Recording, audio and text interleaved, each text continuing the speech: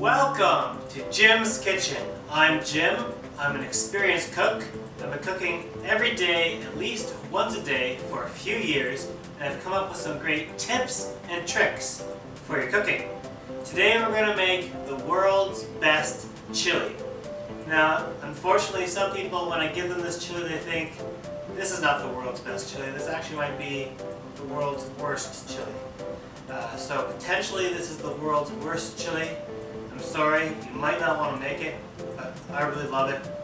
So stick around, watch the video, and you can decide for yourself. Let's see what we need to make the world's best chili. Well, first we need some beans. We have 4 cans here of Bean Melody. These are 4 or 5 different beans mixed together in a can. We also need tomatoes. I have 4 cans here of tomatoes. These tomatoes are diced tomatoes. We're also going to need some mushrooms, 2 cloves of garlic, and 2 onions. We also need some ground beef. I have here 1 pound of ground beef. I've put it into the microwave and defrosted it, so it's very squishy. We also have 2 different types of heat sources today. We have this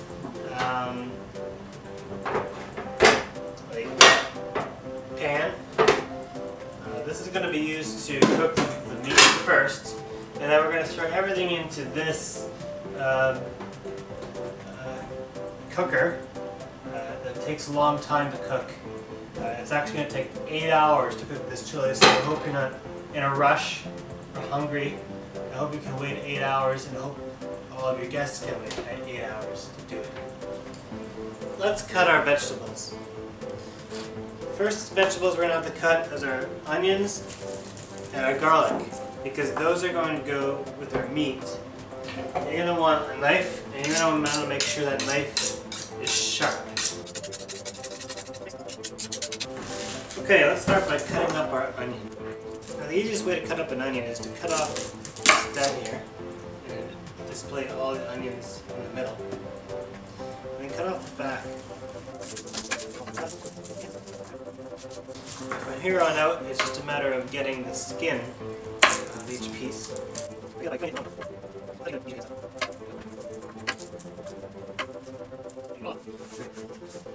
actually going to cut up 2 garlics today, so we'll do it again.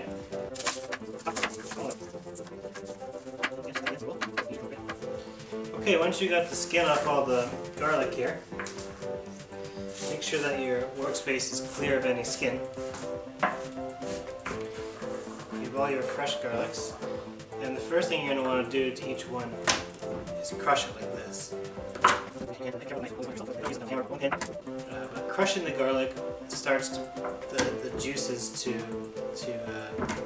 flow and merge, and it begins the garlicking process within the garlic itself. Okay, all the garlic is crushed. Now we're going to do a little bit of mincing. I like to hold the knife like this and just go straight across.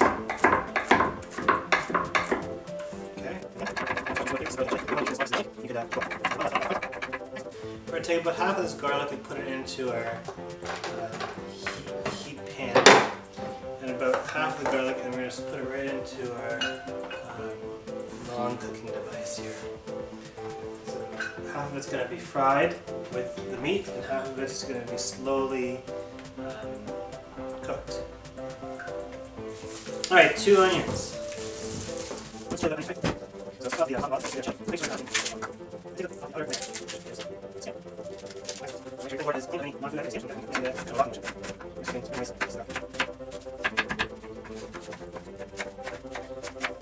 There's a fact, garlic will make you cry, and I'm crying.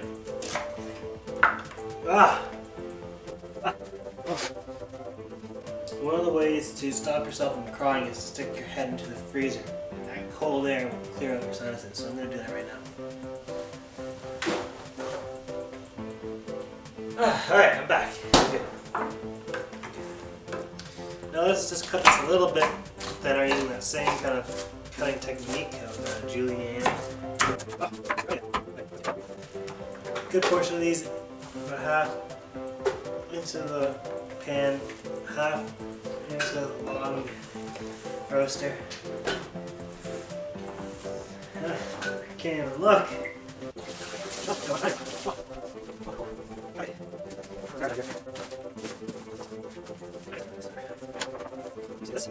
Okay, let's start getting this cooking. Put it on high, onions and garlic. Now we're going to add some oil. I have here some olive oil, and just put enough in to coat. Mix it up.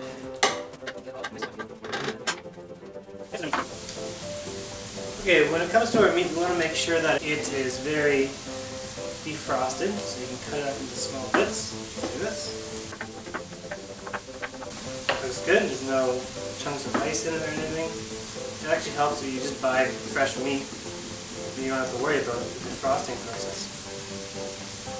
And I have here some kosher salt, blessed by a rabbi.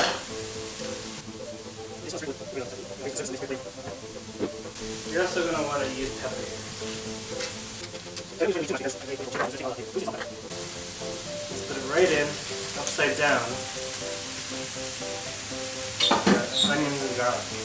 Putting it upside down puts that salt and pepper right into the oil, and sears it right into the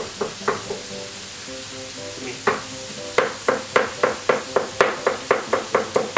I'm just going to do a little bit of slicing and dicing here, just to break up the meat, make sure it's in small chunks as opposed to any larger pieces.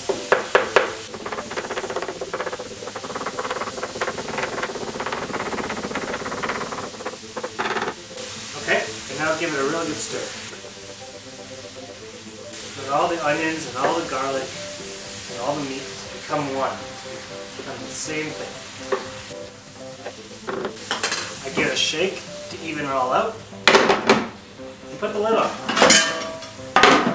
And I'll do that for about 5. Check it in 5 minutes.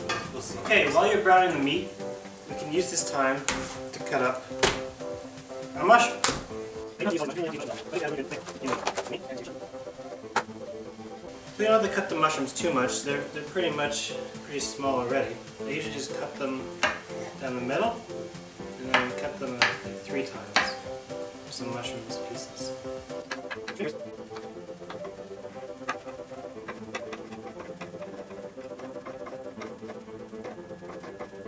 Okay, once you're about halfway done, look at our meat. Yum.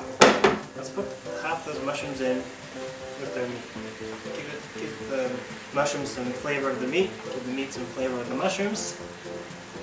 Let's give this a good stir here.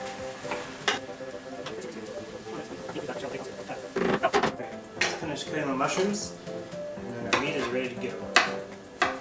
The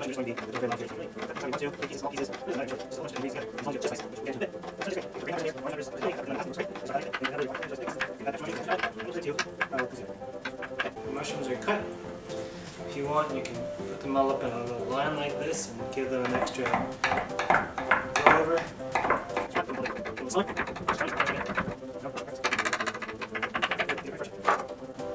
We're going to take this whole tray and put it into our slower roaster here. Okay, let's have a look at our beef. Wow, it's looking great. It's done. Let's turn off the heat here. Okay.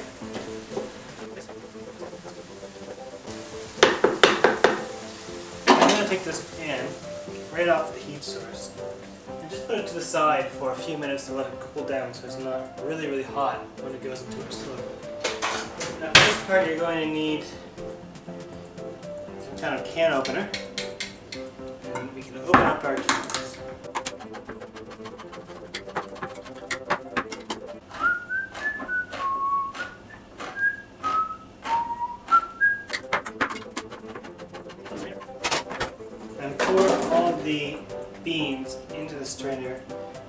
your sink and give them a wash.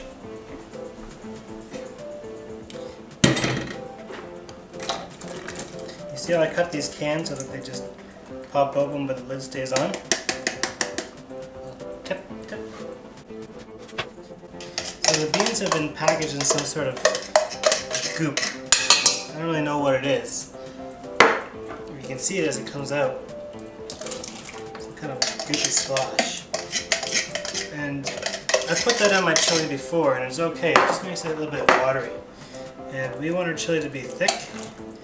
And it's already going to be a little bit watery because we're cooking it into this slow roaster. And because the slow roaster doesn't get to a good boil, none of the water boils off. So we want to add as little water as possible when it comes to the beans. I like to stick to the bottom, so I use a fork. I'm just going to take beans and I'm going to put them right into our roaster here. Perfect. Okay, tomatoes.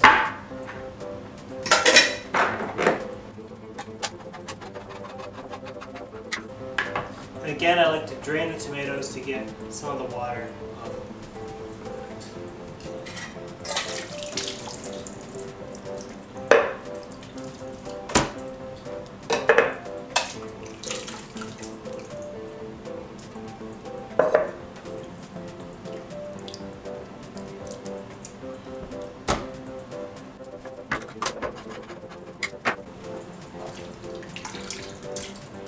Oh, whoops, that one's all tomatoes.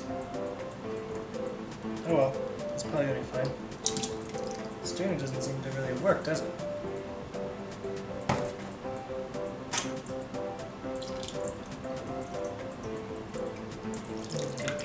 A lot of the water out.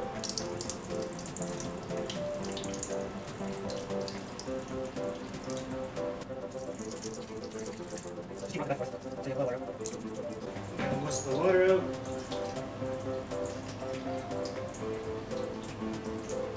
We're going to add them straight into our roaster. Okay. Finally, the meat. You're going to take your brown meat. Look at that, doesn't that look good? That's great. And we're just going to put it right in. Everything right into there. And we're going to go ahead and turn it on. We're going to set it for 8 hours and we're going to put it on high. Now the last thing we need in here are some spices. Right now, if you just serve it like this, it's just going to taste like pasta sauce. Not really going to taste too much like chili. That's okay, we can fix that right now with our spices.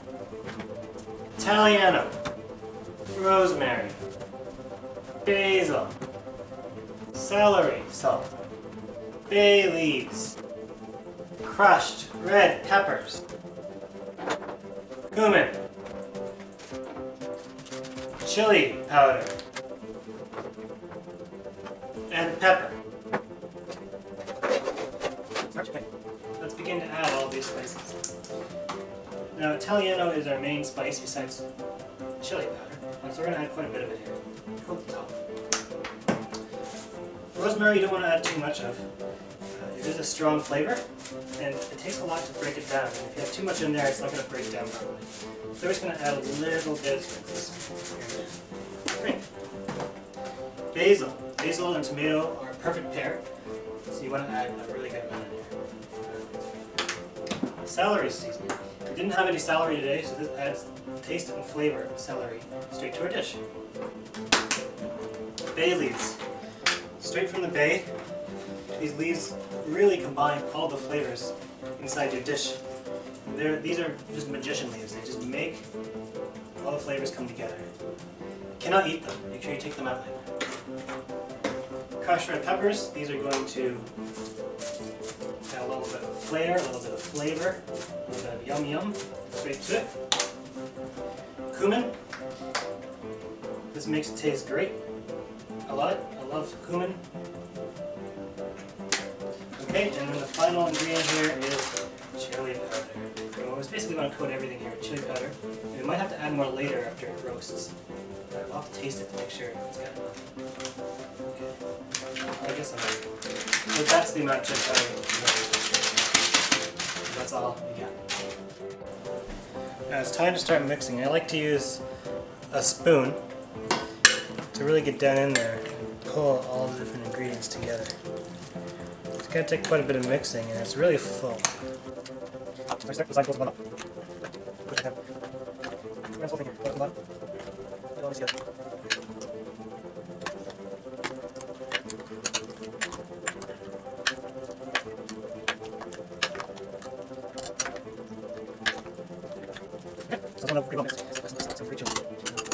point I'm going to add one last can of tomatoes. I remember there was 4 of them.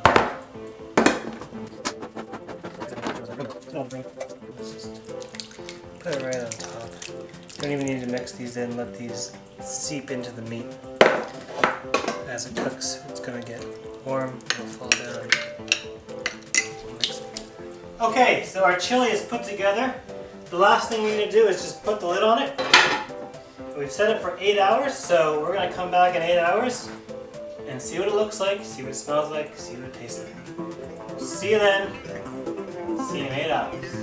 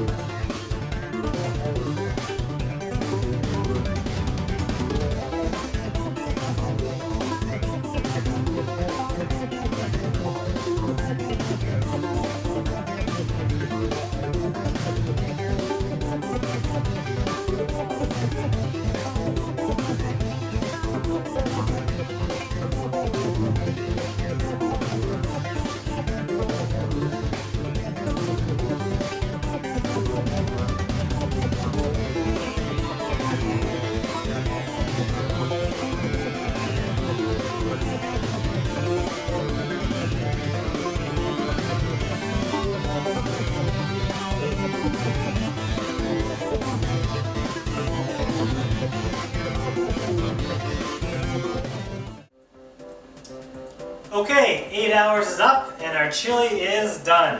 It's been in this long roaster this whole time.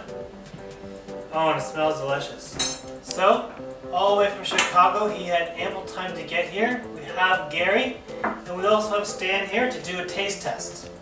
So come on in, guys. Let's taste this amazing chili. Dude, it smells horrible. Oh, but it tastes great. It's gonna taste great. Okay. Please grab a spoon.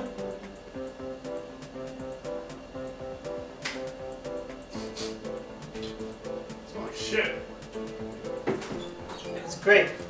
Bon appetit.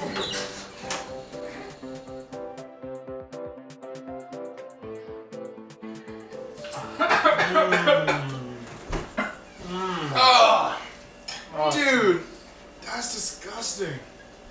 Oh, that's so good. Oh, that's like the grossest thing I've ever had in my life. You know, I really expected better of you, Jim. I really. Usually you cook great dishes. Slow Usually roast for 8 hours. Yeah, 8 hours. We were so hungry just waiting. We were waiting for like 8 hours. We ate like 3 bowls of chips. So we're not even hungry anymore. I shouldn't have ate the chips. Look how great it is. The chips were better. The chips were better. This was like, usually you cook amazing dishes, man. I don't know what happened. Go back to hot dogs. More for you, yes. And that's how you make chili. Just some simple ingredients: onions, mushrooms, garlic, tomatoes, 4 kinds of beans, and quite a few different spices. Makes it the best chili in the world, according to some. This is Jim for Jim's Kitchen. See you next time.